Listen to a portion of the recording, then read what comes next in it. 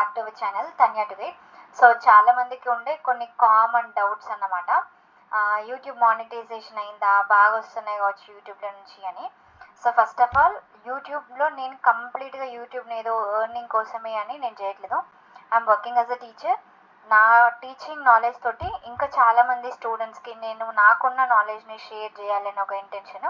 And Covid టైంలో నార్మల్గా మా సిస్టర్ స్టార్ట్ చేసింది. సో అప్పుడు అట్లా కంటిన్యూ అయిపోయింది ఛానల్. ఇక అట్లనే మేము 6 months చేసినాం, మళ్ళీ స్టాప్ చేసినాం, 6 months చేసినాం, మళ్ళీ స్టాప్ చేసినాం. సో కంప్లీట్గా నేను యూట్యూబ్లోనే లేను.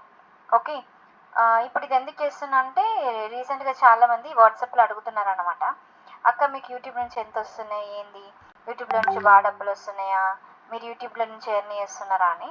యూట్యూబ్ తోటే నేను ఎర్న్ చేస్తలేను, నేను టీచర్గా వర్క్ చేస్తున్నా. సో నాకు ఉన్న టైంలో నేను కొంచెం యూట్యూబ్లో ఇన్వెస్ట్ చేస్తున్నా అంతే. దీనికి ఎంత వస్తున్నాయి అని కూడా అడిగినారు. ఇక్కడ మీకు క్లియర్గా కనిపిస్తుంది చూడండి, $11 అంటే $1కి 82 రూపీస్. అట్లా $11 అంటే ఎంత అనేది మీరు క్యాలిక్యులేట్ చేసుకోండి. అండ్ యూట్యూబ్లో బాగా మంది సబ్స్క్రైబర్స్ ఉన్న వాళ్ళకి వస్తారేమో, బట్ నాకు జస్ట్ 10,000 సబ్స్క్రైబర్సే ఉన్నారు. సో అంత డబ్బులు ఏం రావు.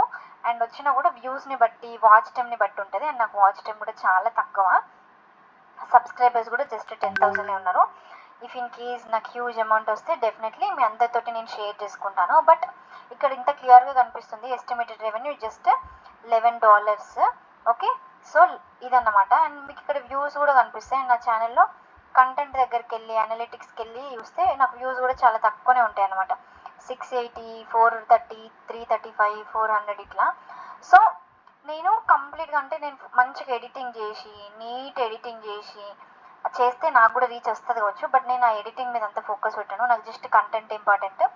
నేను ఇచ్చే కంటెంట్ చూస్తారు కదా జనాలు, ఎందుకంటే వాళ్ళకి ఇచ్చే ఇన్ఫర్మేషన్ ఇంపార్టెంట్ కదా అనుకొని నేను పెద్దగా ఎడిటింగ్ మీద ఫోకస్ చేయ. బట్ నేను ఫ్యూచర్లో ఎడిటింగ్ చేయాలి అనుకుంటే రీచ్ వస్తుందేమో, మీరు అందరూ కూడా ఇట్లనే సపోర్ట్ చేయండి. ఇది కూడా నేను ఎందుకు చెప్తున్నా అంటే, కొంతమంది నిజంగానే నాకు జెన్యున్గా డబ్బులు వచ్చి యూట్యూబ్ మస్తు పైసలు వస్తే చెప్తే అనుకుంటే అర్థం ఉన్నది. అసలు ఆడ పైసలే వస్తలేవు, వచ్చినాయి కూడా ఆ $11, $12 వాటికి కూడా ఏడుస్తున్నారు. సో ఎందుకో నాకు అర్థమైతే లేదు. పోనీ నేను ఇంత మంచి ఇన్ఫర్మేషన్ ఇస్తున్నా, నేను ఇంత మంచి నాలెడ్జ్ని షేర్ చేస్తున్నా, నా వీడియోలు ఎందుకు మొత్తం చూస్తలేరని నేను బాధపడుతున్నా. సో జస్ట్ నాకు ఎందుకో ఛానల్లో షేర్ చేసుకోవాలనిపించి చెప్తున్నా. అక్కడ మీకు క్లియర్గా చూపిస్తుంది.